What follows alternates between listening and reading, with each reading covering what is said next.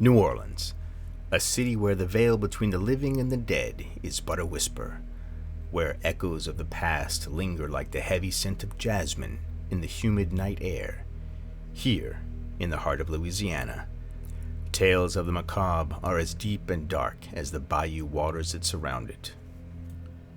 Welcome to Haunted New Orleans.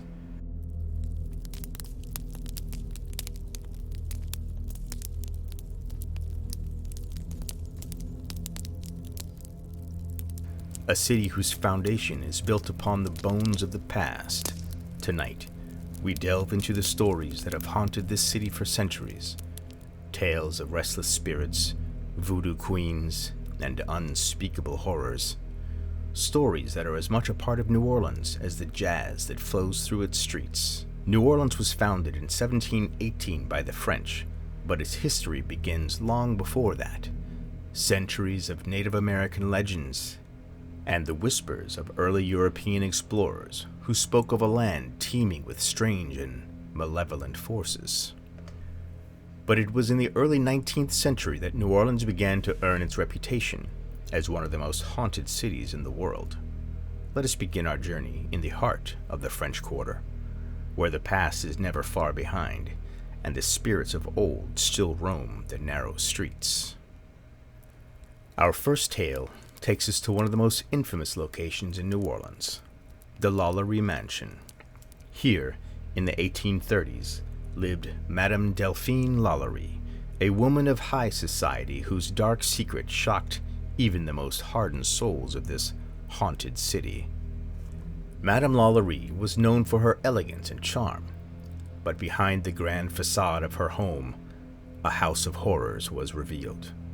Servants were tortured, mutilated, and subjected to unspeakable acts of cruelty. The screams of the tortured soul still echo through these walls, and many claim that their restless spirits haunt the mansion to this day.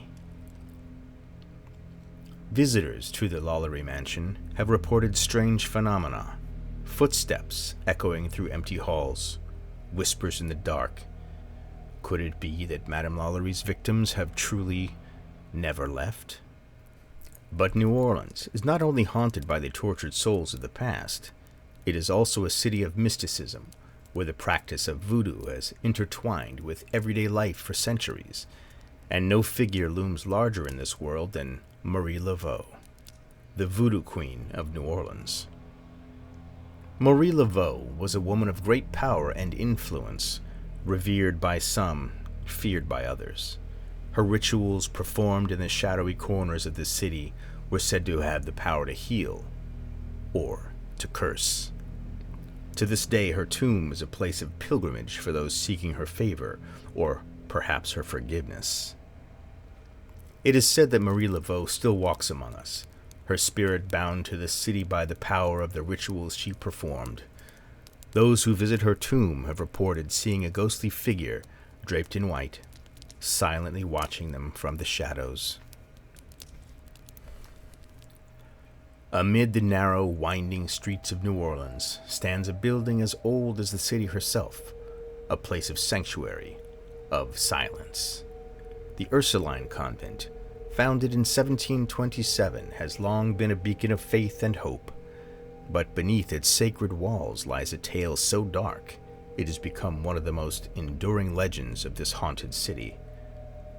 The cities of the Ursuline arrived from France to care for the sick and educate the young, bringing with them a strict code of discipline and devotion. But with them came something else, something mysterious, something sinister.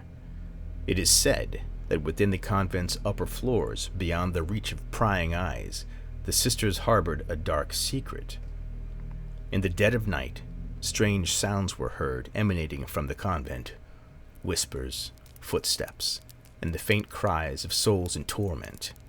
The sisters, bound by their vows of silence, spoke not a word of what transpired within these hallowed halls, but the townsfolk could not ignore the signs, the feelings of dread that hung over the convent like a pall, the shadows that seemed to move on their own.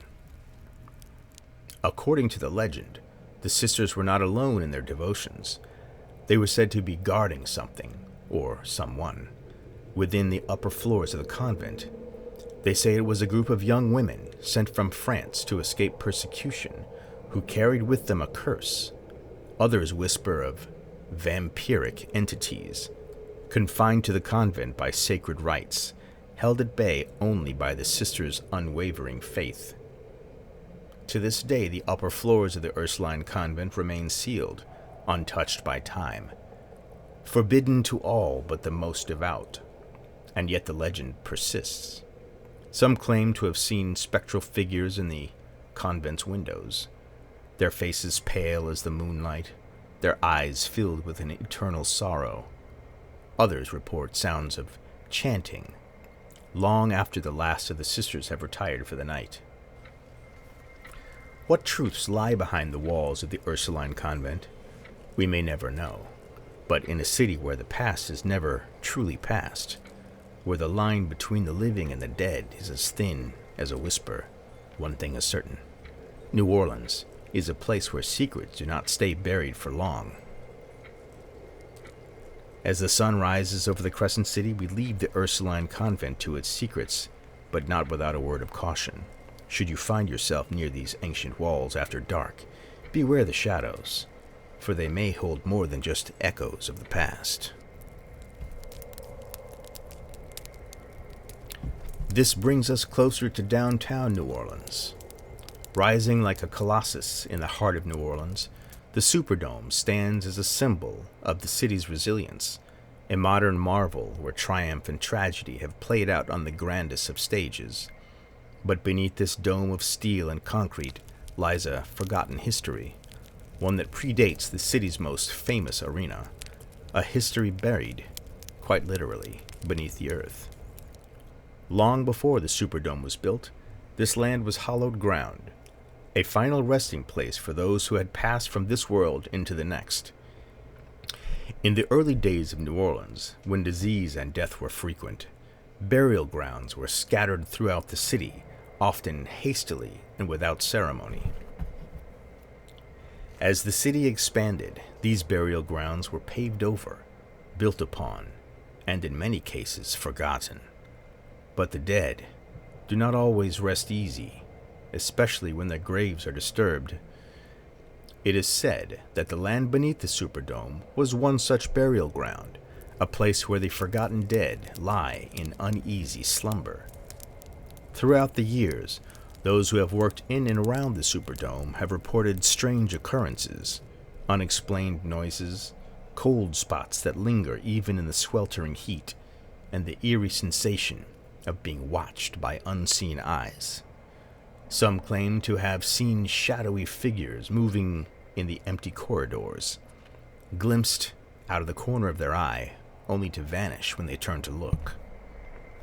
Could it be that the spirits of those buried beneath the Superdome are still here, lingering in the place they once called home? Or perhaps it is the energy of the countless souls who have passed through these halls, mingling with the ancient dead, creating a vortex of spectral activity. In New Orleans, a city where the past is truly never buried, the Superdome stands as a testament to both the triumphs and the tragedies of this haunted city. But beneath its gleaming exterior lies a reminder that the past, no matter how deeply buried, can never be entirely forgotten. On the corner of Bourbon and Bienville Streets stands a building steeped in legend and lore, a place where history and hauntings intermingle with every sip of the infamous Green Fairy. The old Absinthe House, established in 1807, has been a gathering place for artists, writers, and rogues alike, each drawn to the intoxicating allure of absinthe, the drink that some say opens a door to the other side. But the old Absinthe House is more than just a bar. It is a place where the past lingers like the ghostly haze of a forgotten dream. Over 2 centuries of history have seeped into these walls, each story leaving behind a trace, a memory, a spirit that refuses to fade away. One of the most enduring legends of the old Absinthe House involves a mysterious figure simply known as the Stranger. In the late 19th century, as absinthe fever gripped the city, a man of unknown origin became a regular patron of the bar. He was always dressed in black, his face hidden beneath a wide-brimmed hat, his voice a low murmur that sent chills down the spines of those who heard it. The stranger's presence was unsettling, yet strangely compelling. Patrons claimed that he spoke of things no living man could know, secrets of the past, the future, and the dead. Some believed him to be a spirit, others a demon. But one thing was certain. When he raised his glass, a cold wind would sweep through the room, and the lights would dim, as if the very air around him had grown colder. One night, as the clock struck midnight, the stranger raised his glass one last time, uttered a final cryptic toast, and vanished, leaving behind an empty glass and the chill that settled deep into the bones of those who witnessed it. He was never seen again, but his presence lingers. Many who sit at the bar in the same spot where the stranger once sat have reported feeling a sudden coldness, a whisper in their ear, or a fleeting shadow at the edge of their vision. But the stranger is not the only spirit said to haunt the old Absinthe House. The bar has seen its share of duels, betrayals, and dark dealings, and the spirits of those who met untimely ends within these walls are said to still frequent their old haunt. Glasses move on their own, footsteps echo in empty rooms, and on certain nights, the faint strains of a piano can be heard playing a mournful tune, though no musician is present. We can't talk about a reason for hauntings without talking about Hurricane Katrina.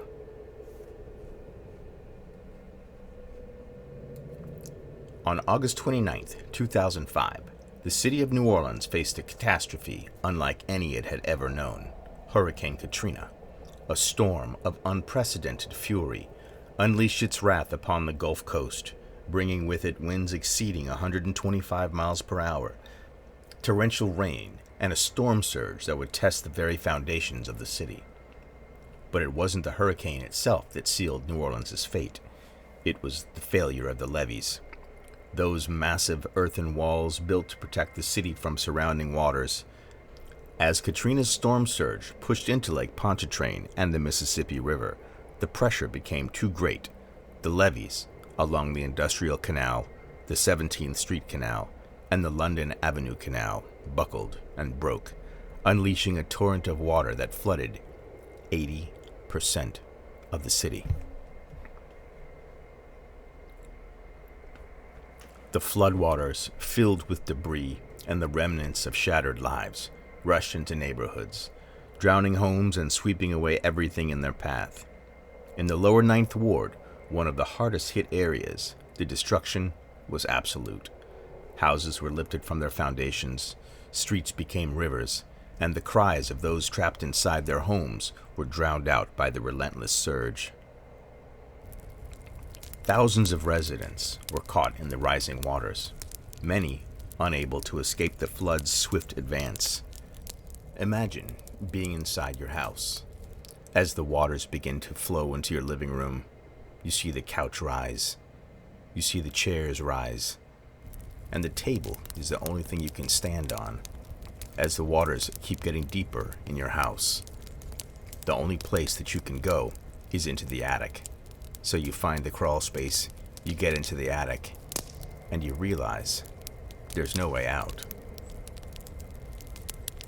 People would find themselves using garden tools or whatever was in the attic to try to get out, to try to chop away at the roof to get out of the attic, because you can't go down. There's only water there now. The city that had always celebrated life now found itself overwhelmed by death. Over 1,800 souls were lost to Katrina, many of them in the very homes where they had lived, loved, and hoped for a future that would never come. Though the waters have long since receded, the scars of Katrina remain etched into the landscape of New Orleans, and some believe that the spirits of those who perished in the storm still linger, unable to move on from the trauma of that fateful day. In the lower Ninth Ward, where the levees failed with such devastating consequences, residents speak of ghostly apparitions walking the streets at night, figures drenched and disoriented, as if still searching for safety. These spectral figures are said to appear and disappear without a sound, their eyes reflecting the anguish of lives lost too soon. Those who venture into the abandoned homes left behind by the flood often report strange occurrences, doors slamming shut on their own, the sound of water dripping where none should be, and voices calling out from empty rooms. It is said that the spirits of those who drowned in their homes remain trapped, reliving the moment of their demise, their cries for help still echoing in the silence.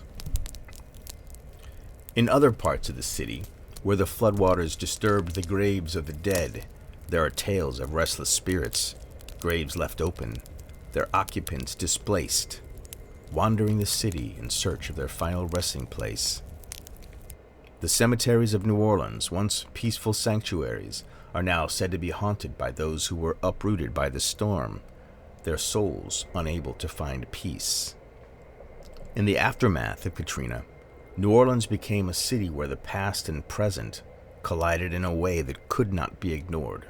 The ghosts of the storm, born of tragedy and loss, are now part of the city's haunted history, their presence a constant reminder of the storm that changed everything.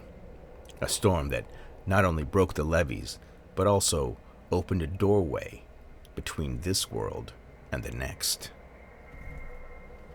Amid the elegant streets of the French Quarter stands a mansion shrouded in mystery, its iron gates and towering walls keeping secrets that have lingered for over a century. This is the Sultan's Palace, a name that evokes both grandeur and terror. Behind these walls, a tale of unimaginable horror unfolded, a tale that has haunted New Orleans ever since. The story begins in the late 1800s, when a mysterious man of exotic appearance arrived in New Orleans.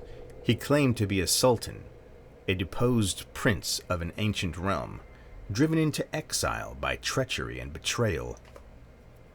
The man rented this grand mansion, filling it with luxurious furnishings, priceless treasures, and a harem of young women, their origins as mysterious as his own. The mansion soon became the talk of the town, as the Sultan hosted extravagant parties that lasted long into the night. The elite of New Orleans society were drawn to the opulence and decadence within those walls, though few could enter without invitation. The Sultan himself was a figure of fascination, dressed in silks and jewels, his dark eyes watching from beneath a turban, his presence both commanding and unnerving. But the luxury and excess concealed a darker reality. The Sultan was known for his cruelty, whispers of secret chambers where unspeakable things occurred. The mansion, once filled with music and laughter, became a place of fear and foreboding, where the screams of the innocent were said to echo through the night. One fateful night, the revelry came to an abrupt and bloody end. A violent storm swept through the city, the rain hammering down as if the heavens themselves sought to cleanse the mansion of its sins. When morning came, the streets were silent, and a passerby noticed something strange, the scent of blood heavy in the air. When the authorities finally entered the mansion, they were met with a scene of horror that would sear itself into the city's memory. The courtyard was awash with blood, the bodies of the Sultan's harem and guards scattered like broken dolls, their eyes wide with terror. And there, in the center of it all, was the Sultan himself. His body could barely be recognized, buried alive in the courtyard, with only his hand reaching out from the shallow grave, as if in a final desperate plea for mercy. The massacre sent shockwaves through New Orleans, but no one was ever brought to justice. Some say it was the work of assassins sent by the Sultan's enemies, seeking revenge for his transgressions. Others believe it was a curse, a dark power unleashed by the cruelty and wickedness that had taken root within the mansion's walls. To this day, the Sultan's Palace remains one of the most haunted locations in New Orleans. Those who pass by speak of strange lights flickering in the windows, the faint sound of foreign music, and on darkest nights, the distant echoes of screams carried on the wind.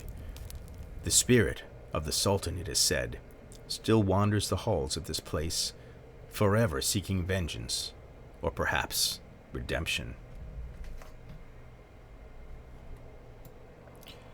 In the heart of the French Quarter, at the corner of Bourbon and St. Philip Streets, stands a building as old as the city itself, a place steeped in legend and mystery, where the line between history and myth blurs like the smoky haze of a pirate's pipe.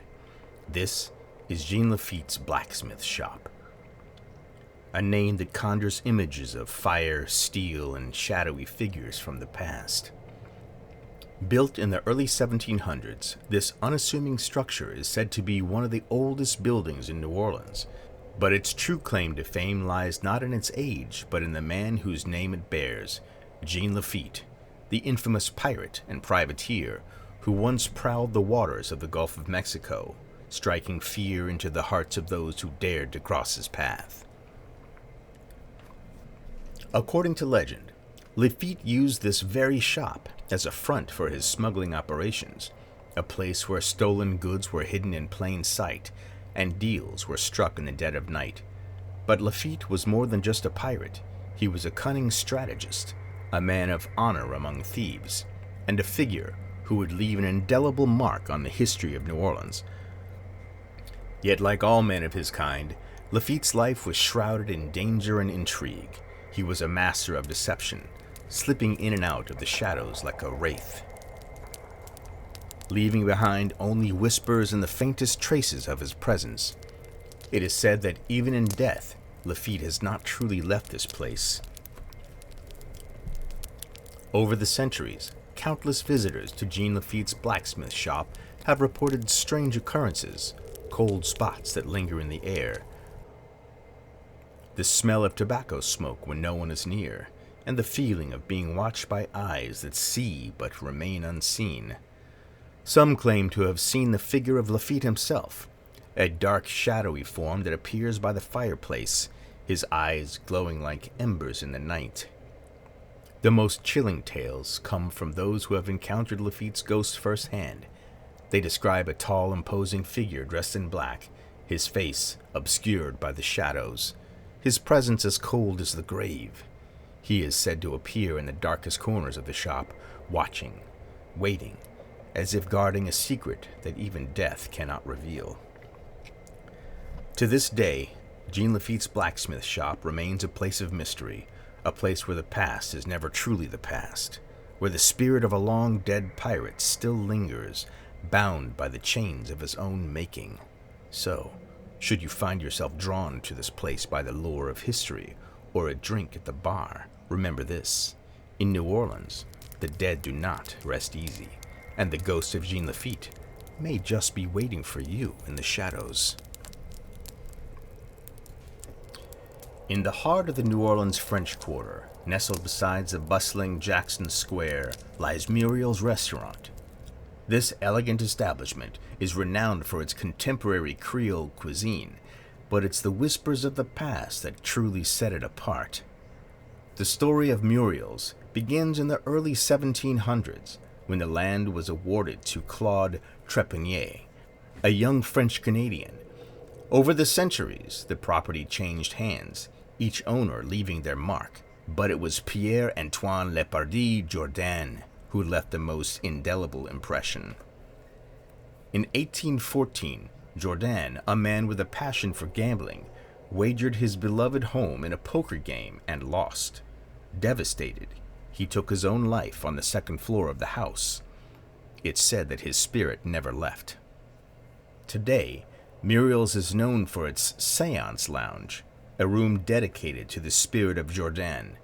Patrons and staff alike have reported strange occurrences, glasses moving on their own, disembodied voices, and the feeling of an unseen presence. An employee claims to have had numerous encounters with what we believe is Mr. Jourdain's spirit. Sometimes you can hear footsteps when no one is there, and objects seem to move on their own. It's as if he's still watching over his beloved home. As night falls, Muriel's transforms. The air grows thick with history, and the presence of those who once walked these halls can almost be felt.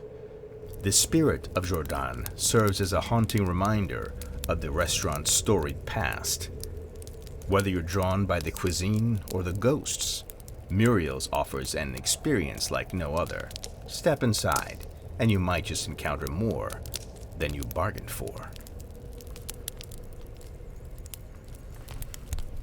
In the heart of Louisiana's Manchac Swamp, the legend of Julia Brown echoes through the cypress trees and murky waters. Known as a voodoo priestess, Julia Brown, also called Julia Black or Julia White, lived on the edge of the swamp in the early 1900s. Julia was known for her charms and curses, often seen on her porch strumming her guitar and singing eerie songs.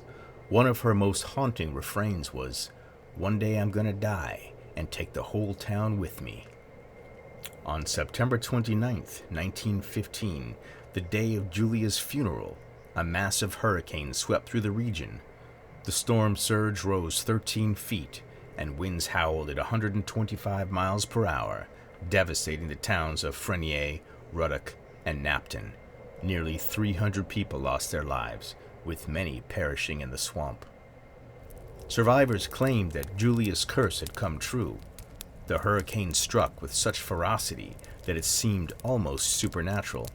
To this day, the swamp is said to be haunted by Julia's spirit and the souls of those who perished in the storm. Julia Brown's legend has become part of the local folklore.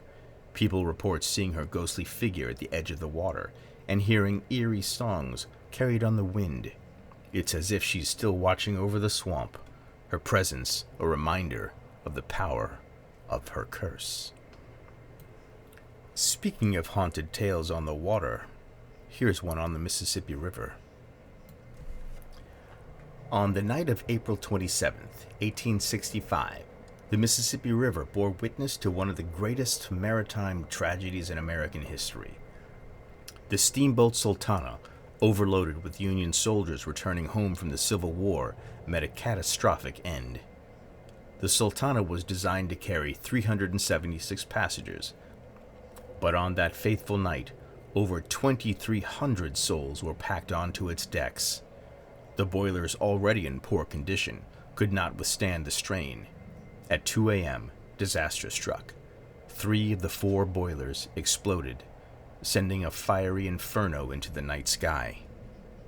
The explosion was so powerful that it illuminated the stormy sky, shaking the banks of the Mississippi with a deafening roar. The tragedy of the Sultana was overshadowed by the end of the Civil War and the assassination of President Lincoln. As a result, it faded into obscurity, but the spirits of those lost have not been forgotten. Today, the Mississippi River is said to be haunted by the ghosts of the Sultana. Witnesses report seeing ghostly figures in Civil War uniforms, hearing the cries of the doomed passengers, and feeling an overwhelming sense of sorrow near the site of the disaster. As night falls, the river transforms. The air grows thick with the past, and the presence of those who perished can almost be felt. Right in the center of New Orleans is the French Market. It stands as a vibrant testimony to the city's rich history and culture. Established in 1791, this bustling marketplace has seen centuries of commerce, celebration, and tragedy. Originally a Native American trading post, the French Market evolved into a hub for European settlers, offering everything from fresh produce to exotic spices. Over the years, it has become a melting pot of cultures, reflecting the diverse heritage of New Orleans. But beneath the lively atmosphere lies a darker side. The French Market is said to be haunted by the spirits of those who once walked the cobblestone paths. Among the most famous is the ghost of a young woman named Angelique. Angelique was a beautiful Creole woman who worked at the market in the early 1800s. According to legend, she fell in love with a sailor who promised to marry her, but when he failed to return, heartbroken and betrayed, Angelique took her own life. Her spirit is said to wander the market, searching for her lost love. Visitors and vendors have reported seeing a ghostly figure of a woman in old-fashioned clothing, often near the spot where Angelique's stall once stood. They describe feeling a sudden chill and hearing the faint sound of weeping. Another spirit said to haunt the French market is that of a former butcher named Jacques. Known for his temper, Jacques met a violent end during a dispute with a rival vendor. His ghost is often seen near the butcher's stalls, his presence marked by the sound of clanging knives and the smell of fresh blood. The market's history is also marked by the yellow fever epidemics of the 19th century, which claimed thousands of lives. The spirits of those who succumbed to the disease are said to linger, their restless souls adding to the market's haunted reputation. From 1817 to 1905, the Crescent City was ravaged by yellow fever, a mosquito-borne virus that claimed the lives of over 41,000 residents. Yellow fever, also known as Yellow Jack, struck with a vengeance, particularly during the hot, humid summer months when mosquitoes were most active. The disease caused severe symptoms: high fever, jaundice, internal bleeding, and often a painful death. During the worst epidemics, such as in 1853, the death toll was staggering. Over 7,800 people perished in just a few months. The city's infrastructure was overwhelmed, with corpse wagons making daily rounds, collecting the dead from homes and streets. The sheer number of deaths led to mass graves and hurried burials. Entire families were wiped out, and the fear of the disease was palpable. This period left an indelible mark on the city's psyche. The spirits of those who succumbed to yellow fever are said to haunt the city to this day. In the French Quarter, ghostly apparitions of fever victims have been reported, their restless souls wandering the streets where they once lived and died. One of the most haunted locations is the St. Louis Cemetery No. 1, where many yellow fever victims were laid to rest. Visitors have reported seeing ghostly figures, hearing disembodied voices, and feeling an overwhelming sense of sorrow and dread. As night falls, New Orleans transforms. The air grows thick with the past, and the presence of those who perished can almost be felt.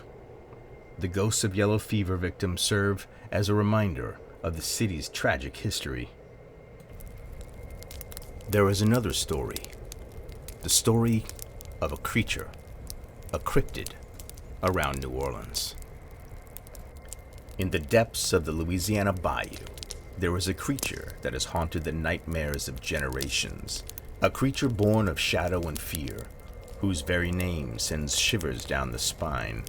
This is the Rougarou, a beast of legend, a monster that prowls the night, its eyes glowing with a malevolent hunger. The legend of the Rougarou is as old as the bayou itself, passed down from the French settlers who brought with them tales of loup-garou, the werewolf of European folklore. But in the wilds of Louisiana, the story took a life of its own, becoming something darker, more primal, a creature not just of the woods, but of the soul. The Rougarou is said to be a man cursed to transform into a fearsome beast under the full moon, his body twisting and contorting into a grotesque parody of a wolf.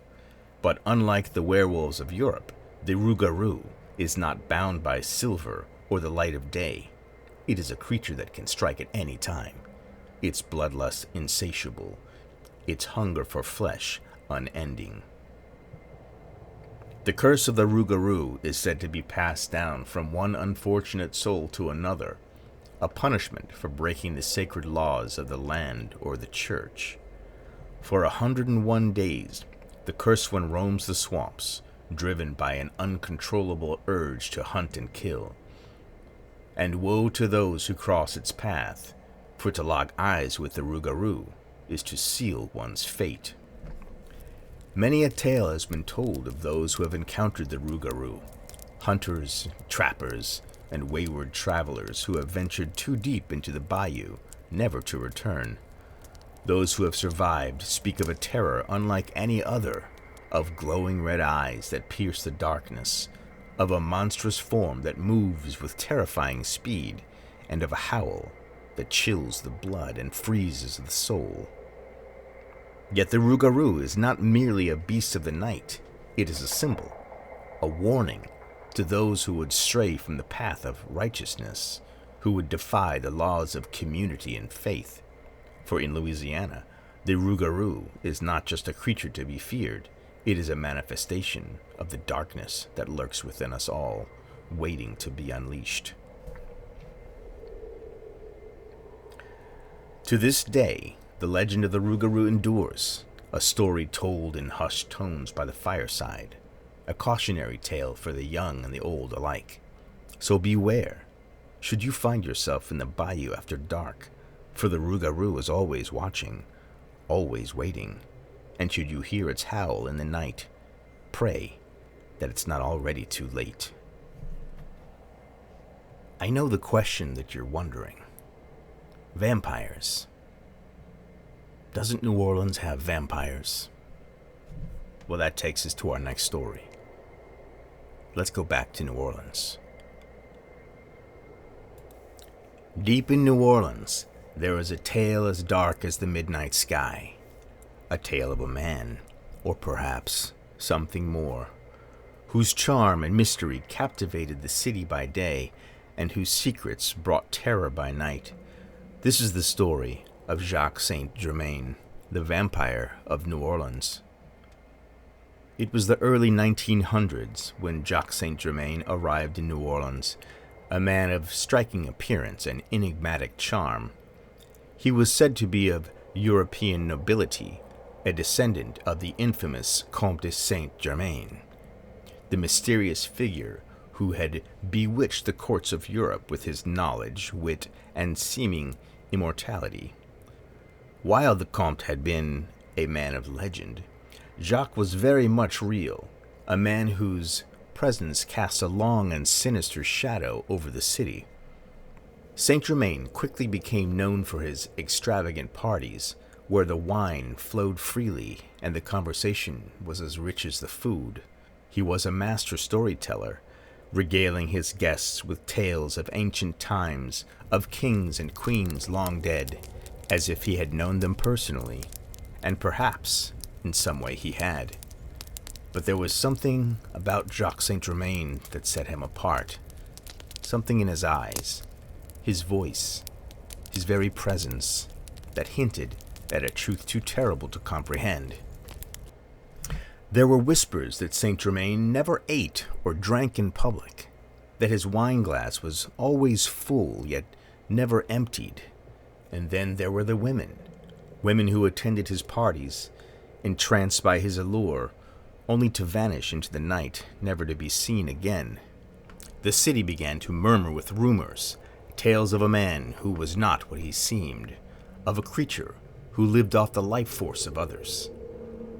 The story reached its chilling climax one fateful night when a young woman, bloodied and terrified, burst from Saint Germain's home, claiming she had barely escaped with her life.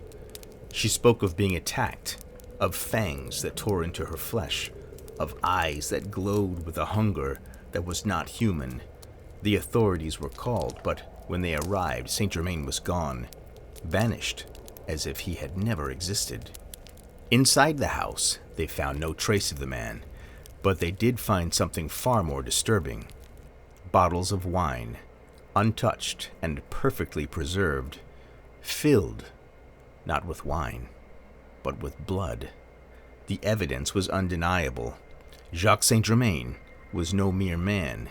He was a creature of the night, a vampire who had walked among them, preying on the unsuspecting, feeding off of their life force to sustain his own cursed existence. To this day, the legend of Jacques Saint Germain endures, a tale that has become part of the very fabric of New Orleans. Some say he still walks among us, hidden in plain sight, his face unchanged by the passage of time, his hunger as insatiable as ever. So when you wander the streets of the French Quarter at night, take care to watch for the shadows, and beware of the man whose smile is just a little too sharp, whose eyes just a little too bright. For in this city, where the dead refuse to rest, you may just find yourself face to face with the vampire of New Orleans. Another famous location for hauntings in New Orleans is the Andrew Jackson Hotel. The Andrew Jackson Hotel has a history as rich and complex as the city itself. Built on the site of a former boys' boarding school, the building's walls have witnessed joy, sorrow, and tragedy in equal measure, but it is the tragic fire of 1792 that left the deepest mark. A fire that claimed the lives of 5 young boys, their innocent spirits bound to this place for all eternity. That fateful night, the flames tore through the school, leaving nothing but ashes in their wake. The boys, who had once filled the halls with laughter and life, were lost to the fire, their young lives snuffed out too soon. But while their bodies perished, their spirits remained, restless, playful, and forever tied to the place they once called home. Guests who stay at the Andrew Jackson Hotel often speak of strange occurrences, things that go bump in the night, objects that move on their own, and the unmistakable sound of children's laughter in the darkness. It is said that the spirits of the boys who perished in the fire continue to roam the halls, their presence felt by those who are sensitive to the otherworldly. One of the most famous spirits is that of a young boy named Armand. Known for his playful nature, Armand is often seen or heard by guests, his ghostly form appearing in hallways and rooms, his laughter a bittersweet reminder of a life cut tragically short. Some guests have even reported waking up to find toys in their rooms, toys that were not there when they went to sleep. But while the spirits of the Andrew Jackson Hotel may be playful, they are not without their mischief. Stories abound of lights flickering on and off, doors opening and closing on their own, and the feeling of a small, unseen hand tugging at clothing or hair. Yet, despite these ghostly pranks, there is a sense of innocence, a lingering essence of the children who once called this place home. The Andrew Jackson Hotel is more than just a place to stay. It is a portal to the past, a place where the line between the living and the dead is blurred, where the spirits of lost children still find comfort in the halls they once roamed. So, should you find yourself staying here, listen closely in the night, and you may just hear the laughter of Armand and his friends echoing through the corridors, reminding you that in New Orleans, the past is never truly gone. It's just waiting to be discovered. As the sun sets on the Crescent City, the veil between the worlds of the living and the dead grows thin. New Orleans, a city of music, of life, of celebration, is also a city where the past refuses to be forgotten, where every street corner, every building, every whispered story carries with it the weight of history, of souls who have left their mark and refuse to fade away. We've journeyed through the haunted heart of New Orleans, where legends and lore intertwine, where the restless spirits of the past walk among us, forever bound to this place they once called home. From the spectral echoes of Madame Lalaurie tortured victims, to the playful spirits of the Andrew Jackson Hotel, to the vampire who may still walk these streets. Each tale is a thread in the rich, dark tapestry of a city that thrives on its mystery. The haunted city of New Orleans.